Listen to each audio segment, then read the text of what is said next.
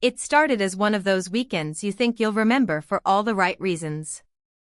I was at my best friend Emily's house. We'd grown up together, practically sisters. Her place had always felt like a second home. Her mom was kind, her little brother annoying in that harmless way, and her dad, well, he was just Mr. Thompson to me. Respectable. Quiet. A bit strict, maybe, but nothing that ever seemed off. At least, not back then. We were just two teenage girls spending another carefree evening watching movies, baking brownies, laughing at dumb jokes, and talking about high school drama. Her dad had come home from work late that night, still in his buttoned shirt and tie. I remember him walking into the kitchen while I was cleaning up the dishes. Emily had already gone upstairs to grab her charger. And then, in that pause of silence, he looked at me and said something I wasn't expecting. "You've really grown up, you're beautiful now." At first, I didn't even know how to react. I smiled awkwardly, assuming maybe it was just a weird compliment. I tried not to overthink it, he was probably just being nice, right? But something about the way he said it, the way he held his gaze too long, it gave me this strange, unsettled feeling. Still, I shrugged it off. I didn't want to make it a big deal, especially not in someone else's home. But that night didn't end the way I thought it would. Little comments became more frequent. Little gestures started to feel a bit too personal. At first, I questioned myself, was I imagining it? Was I reading too much into things? Emily had no idea. She trusted me, and I didn't want to ruin that by saying something I couldn't even prove. Days turned into weeks, and every time I went over, I found myself more alert, more cautious around him. And yet, I stayed silent. I didn't want to be that girl who caused trouble in someone else's family. But inside, I felt like something wasn't right. Something was building, and I was too scared to admit it. One evening, it all changed. It was supposed to be a quick visit. Emily had borrowed my notebook and asked me to stop by and pick it up. Her mom was out running errands, and Emily wasn't home yet from practice. But her dad was. He opened the door with that same polite smile, invited me in to wait. And for some reason, I stepped inside. What happened next is the reason I'm sharing this story with you now. Because that day, he crossed a line I never saw coming. A line that shattered the trust one had in someone I thought was just a background character in my life. And what came after, well, let's just say it changed everything. But before I take you there, you need to know how it unfolded, step by step. Because shocking betrayals don't always happen in the dark. Sometimes, they begin in daylight, in houses that feel like home. I sat on the edge of their living room couch, holding my bag tightly, staring at the floor, waiting for Emily. Mr. Thompson offered me a drink, water or juice, something harmless, but I declined. I kept checking the time on my phone, hoping she'd walk through that door any second. The air in the room felt heavier than usual, like I wasn't just sitting in someone's house anymore, I was trapped in a strange space I didn't recognize. He sat down across from me, too close for comfort, and started talking. Small talk at first. Asking about school, what classes I liked, what I wanted to do after graduation. At first, it felt like a normal adult trying to make conversation. But then his tone shifted. He brought up the other night, how nice it was to see a young girl help clean up, how mature I seemed. He said most girls my age were careless, loud, immature, not like me. I didn't know how to respond. I laughed nervously, brushing it off like it didn't mean anything. But my heart was racing. His words were getting too personal. I could feel something was off, but I didn't have proof, and I didn't want to overreact. I just kept telling myself Emily would be here soon. Then he asked if I had a boyfriend. I froze for a second before saying no. He smiled and leaned back like he'd just confirmed something for himself. "Smart girl," he said. "Boys your age don't know how to treat someone like you." That's when the tension really started building in my chest. I suddenly remembered every weird moment I had brushed off before. Every long stare, every time he came into the room when I thought he wasn't even home. And now, alone in this house, it all started clicking. Something wasn't right, but it was just the beginning. I tried to act calm, pretending like I didn't notice the way he kept watching me. I glanced at the front door, silently praying to hear the sound of Emily's footsteps. But the house was quiet. Too quiet. My notebook was sitting on the coffee table, but I didn't move to grab it. I didn't want to draw attention to myself.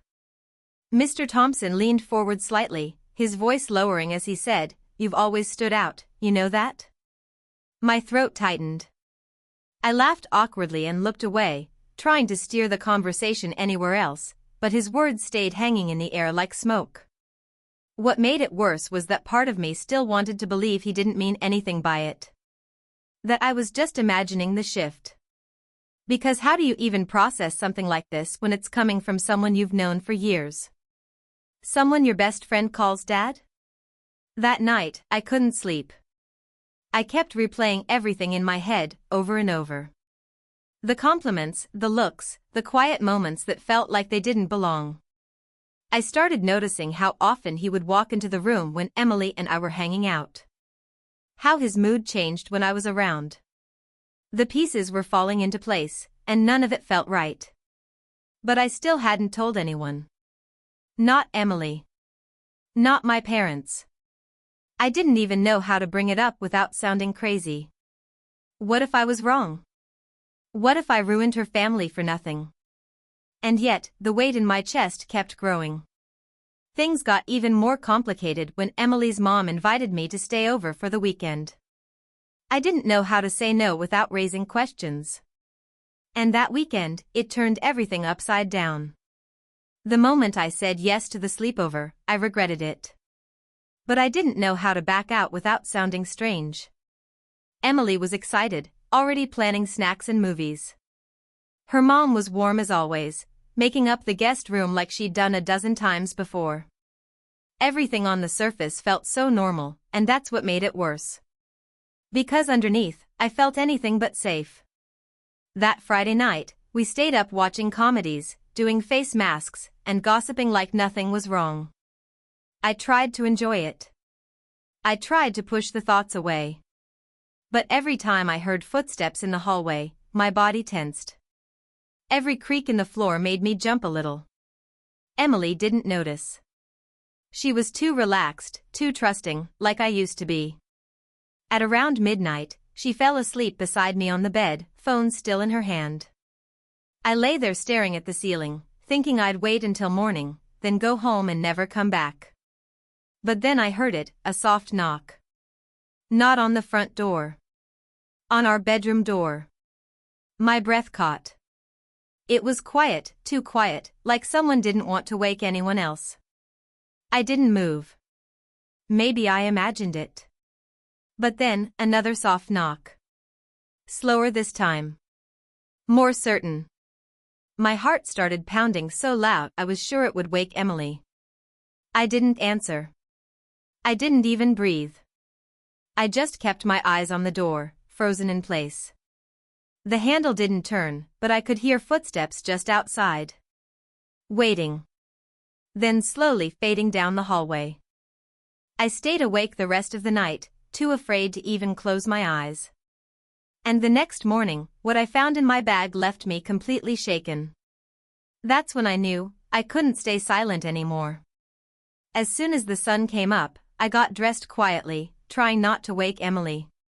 My heart was still racing from the night before, and my mind couldn't stop going back to that knock, those footsteps. I told myself I'd grab my things and head out early, maybe make an excuse about family plans. But when I opened my bag to put my charger away, I froze. There was a note. Folded, small, almost hidden between my notebook and hairbrush. My fingers trembled as I opened it. The handwriting was neat, adult, and unmistakably not Emily's. It simply said, "You're special. Don't be afraid of what you feel." That's it. No name, no explanation. But I didn't need one. I knew who it was from. I stood there, stunned, the paper burning in my hands. Everything I'd doubted, every uneasy feeling, it wasn't just in my head. He wanted me to know. And that changed everything. This wasn't a misunderstanding. This was deliberate. I didn't know what to do. I couldn't just tell Emily now, not like this, not while standing in her room with her still asleep. And what would I even say? Your dad left me a creepy note after knocking on our door last night? It sounded insane. But I couldn't pretend anymore. At breakfast, he acted normal. Too normal. He asked if we slept well. Made coffee. Joked with his wife like everything was fine. I sat there, staring at my plate, feeling trapped in a house full of smiles that felt fake now. I was itching to get out. But the twist came just as I was about to leave. Emily's mom pulled me aside and said quietly, "Can we talk for a second?" I followed her to the kitchen, confused. That's when she said something I never saw coming. "I don't mean to make you uncomfortable," she said, "but I've noticed the way my husband looks at you. You're a lovely girl, but I've seen it. And if anything ever happens that makes you feel unsafe, you can tell me. Okay?" The world spun for a second. She knew. And yet, she hadn't stopped him. My stomach dropped. Now I wasn't just scared. I was angry. Because this wasn't just about one man crossing a line. This was something deeper, something no one else wanted to admit. And suddenly, I realized, I might be the only one willing to speak the truth. I stared at Emily's mom, unsure what to say. Her voice was calm, but there was something behind her eyes, like she knew more than she let on. My throat tightened as I forced a nod, muttering something like, "Thanks, I'll keep that in mind." But inside, I was boiling. If she knew and still let things slide, what else had she ignored? I left that morning without looking back. As soon as I got home, I told my mom everything. Every look, every comment, the knock on the door, and the note. Her face went pale. She didn't wait. She called Emily's mom directly. The conversation was short, tense, and ended with my mom saying, "She won't be coming back to your house again." I thought that would be the end of it. But the real storm hit 2 days later. Emily showed up at my school, tears in her eyes, demanding answers. Her mom had told her bits and pieces, enough to make her feel betrayed. She asked me why I hadn't told her first. Why I'd gone behind her back. Why I'd ruined her family. And then she said the part that broke me, "My dad said you misread everything. That you were the one acting strange." The hallway spun. In that moment, I realized how easily the truth can get twisted. How fast blame can shift when people don't want to face what's really happening. I told her everything again. I begged her to believe me. But I could see it in her face, she didn't know what to believe anymore. A week later, the final twist came. A different girl from our school, someone I barely knew, messaged me on Instagram. Her words were simple, "Hey. I know this is random, but has Emily's dad ever made you uncomfortable? Because he used to make comments to me too." I just never said anything. My heart stopped. It wasn't just me. And that was the moment everything shifted. I wasn't alone. I wasn't crazy. I wasn't exaggerating. It was real. It had happened before. And now, someone had to finally stop it. When I got that message from the other girl, something inside me shifted. For the first time, I didn't feel afraid, I felt strong. I screenshotted the message and showed it to my mom. She didn't hesitate. She reached out to the school counselor, who then connected us with someone who could actually take action. I also replied to the girl, thanking her and encouraging her to speak up too. It felt like we were pulling back a curtain that had been closed for too long. A few days later, a quiet investigation began. Nothing loud or dramatic, but questions were asked. More stories surfaced, some subtle, some not. I wasn't the only one he'd made feel uncomfortable. And as more girls shared their experiences, the pieces started falling into place. Emily's dad was quietly asked to step away from school events and was no longer seen at PTA meetings or volunteer events. People started noticing the distance, the sudden shift. Whispers began, but now they were grounded in truth. Emily and I didn't talk much after that. I tried once more to reach out, to explain that I never wanted to hurt her, I only wanted to protect myself and others. But she wasn't ready. And I had to accept that sometimes, even the people closest to you won't see things the same way. That part hurt. It still does. But the important thing is, I spoke up. I didn't stay silent. And because of that, maybe someone else won't have to go through what I did. It's a strange kind of strength, one you don't even realize you have until you're pushed to the edge. Looking back, what started as a simple visit to a friend's house turned into a shocking betrayal. One that forced me to grow up faster than I wanted. But it also taught me the value of trusting my gut, of speaking the truth even when my voice shook. To anyone watching this who feels uncertain, uncomfortable, or ignored, please know that your voice matters. You are not alone. And you don't have to carry it by yourself. Because sometimes, the most powerful thing you can do is speak up. 58.